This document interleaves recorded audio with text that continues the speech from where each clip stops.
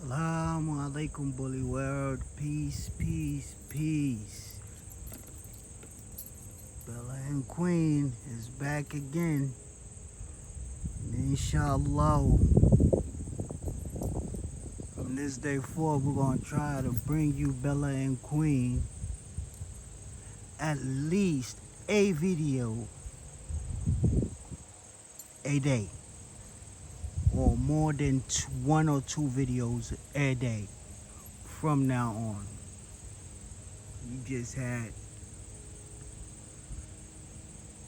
some busy stuff to do this whole month. This month has been very hectic for inshallah ENT, but it's neither here nor there. It's not about me, it's about these bullies. And to be realistic, is more than these bullies. Me personally, when I start to talk about these bullies, I get excited. It's like, you know how when you get goosebumps on your skin? That's what happens to me when I'm talking about these bullies. Very serious.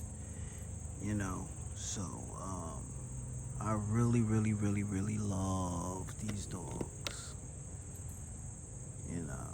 And if y'all could remember Bully World, I told y'all my favorite dog, to be honest, right hand of Allah, is a Connie Corso.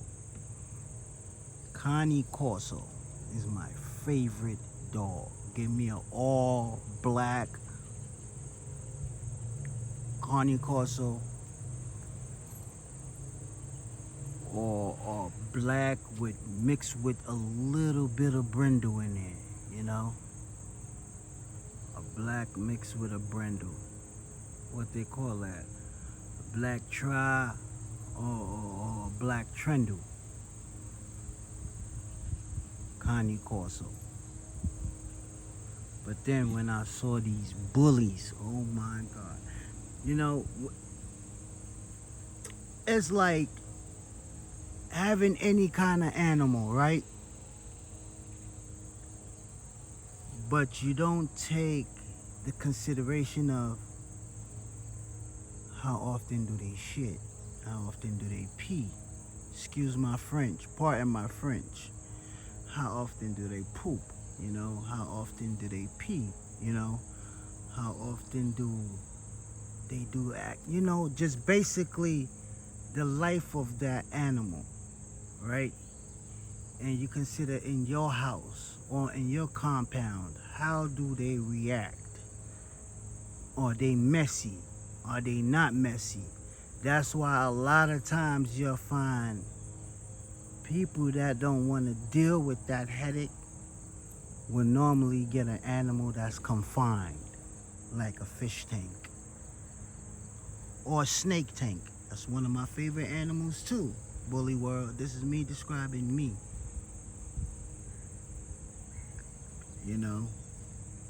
So let's say, for instance, a snake. If you're feeding your snake the way you're supposed to feed it, I'm not talking about overfeeding it, I'm not talking about not feeding it, because you got some people out there, they running with that narrative of, man, if I give my snake a whole bunny, or if I give my snake like 10 pinkies, or if I give my snake like 4 rats, or if I give my snake like 3 mices, I don't have to feed them till another 6 months. Well, guess what? That's true. You don't have to feed them for another 6 months. Yeah, that's true. But ask yourself, how is that snake looking? What is it looking like? How is it moving? See, they can go 6 months, even plus, without eating. So they're very easy to maintain, easy to take care of. You know, anything that's confined into a space is very easy to take care of. That used to be me. I never wanted an animal that makes a mess, period. I do not like messy around me. Even my own living kids would tell you, if daddy see a crumb on the floor, he's calling everybody in the house and asking who was eating something or who was doing something, you know. I do not like mess. So I will not get an animal that make mess. Or animals does make mess. But basically an animal that can be confined to a tank or an area by themselves without being bothered, without being stressed. Can you imagine a snake tank? A snake being in a tank for years.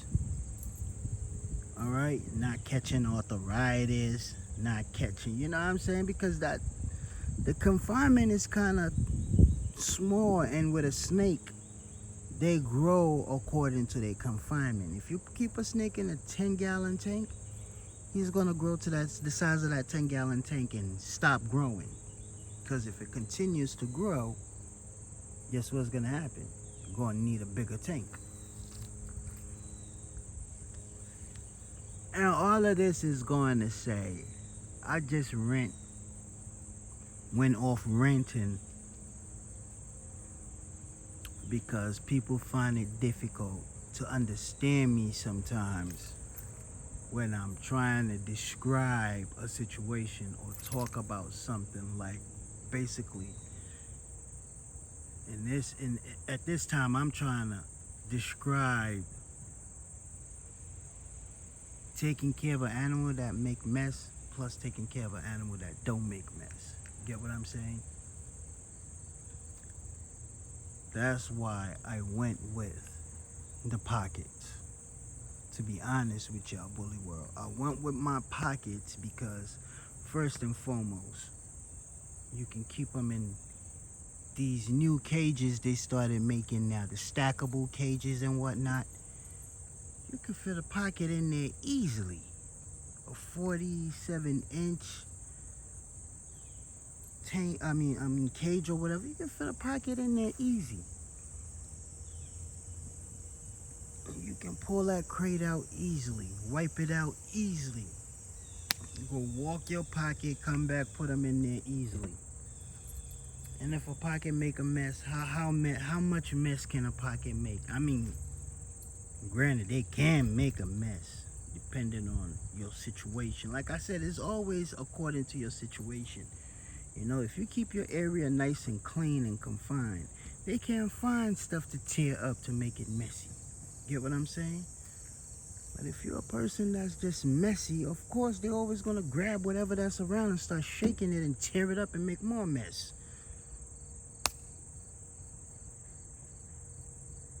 So, Bully World, now I'm stuck with pockets, basically, because don't make mess. Well, they make mess, but they make little messes as possible. But imagine a Cane Corso in the house.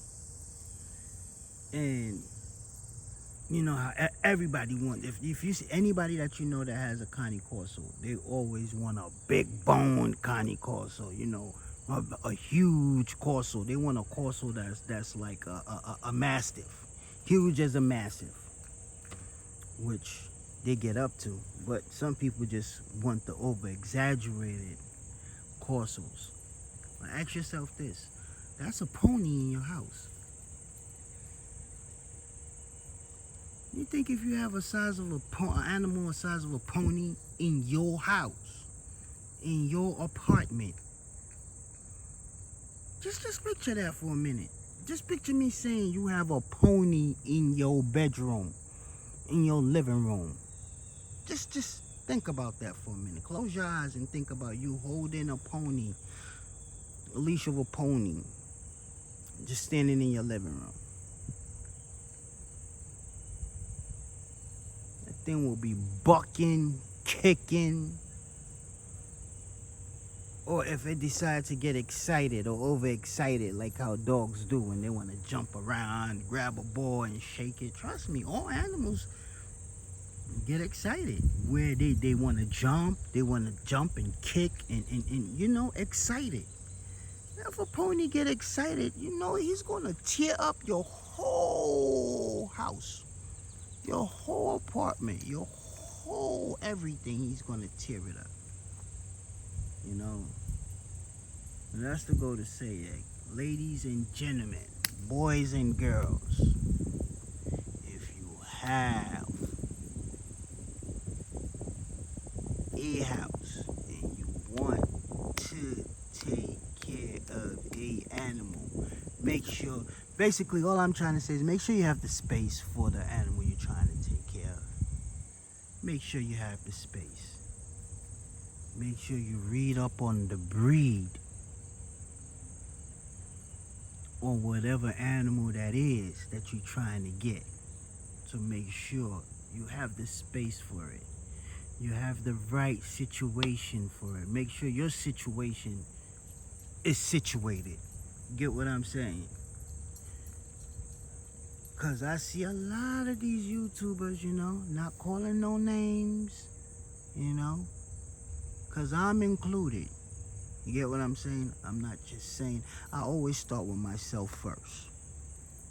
So I'm not pointing the finger at somebody. I'm pointing the finger at me. Me first.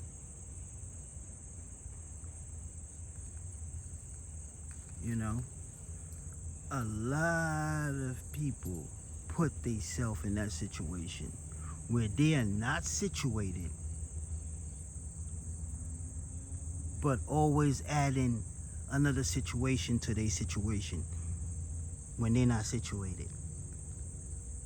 Always make sure you're situated. Always make sure you're ready.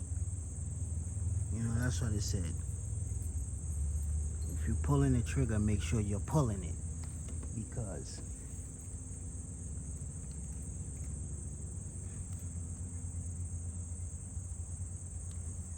what's wrong with my videos?